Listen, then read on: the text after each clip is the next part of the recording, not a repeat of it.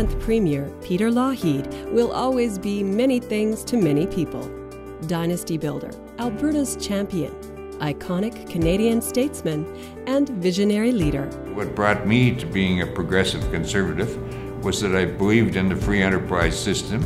I believed that the government should not be dominating, but should be in a supportive role. And I believed also that we should be progressive, though, and we should be dealing with some of the issues, health and education and other issues, in a very positive way. He was a positive force that embraced loyalty and team spirit. Lessons learnt on the football field as a halfback with the Edmonton Eskimos were useful in the political field, especially when dealing with Prime Minister Pierre Trudeau. We were as two different people as you could get. I was a team player, and all my life was playing team sports. He was all his life on individual sports, so we were very different personalities. Secondly, he was very much of the view of wanting to centralize, which got us into the Constitution issues, Ottawa, and have Ottawa dominate the provinces.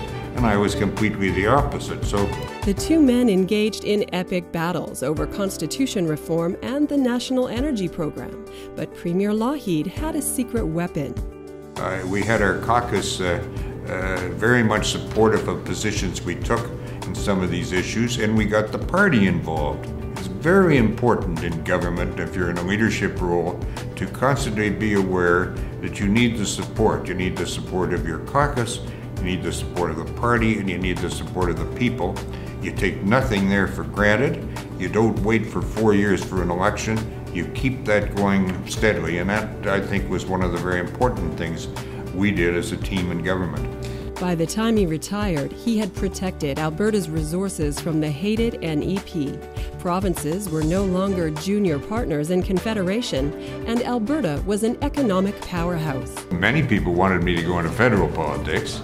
My decision of going into the provincial field was because I thought I could get more done. I looked at the Constitution of Canada, and I looked at the fact that resources were the province. I looked at the fact that education and health were the province, and I felt that I could get and accomplish more in provincial politics than I could in federal. With no seats in the legislature and no coins in the coffers, Peter Lougheed became leader of the Progressive Conservative Association of Alberta on March 20th, 1965. Ironically, earlier that month, the current leader and Premier of Alberta, Alison Redford, was born. And on May 23, 1967, Peter Lougheed and 5 colleagues became the official opposition to Ernest Manning and the Social Credit government.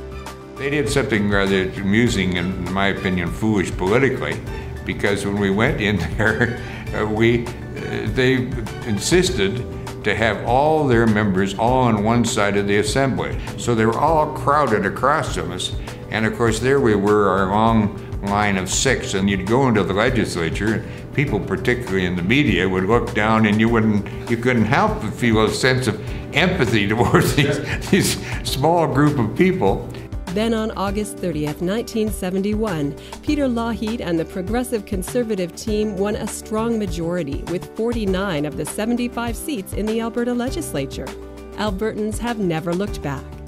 The Progressive Conservative Association of Alberta is proud of the legacy, wisdom, and guidance they have gained from the Honourable Peter Lougheed.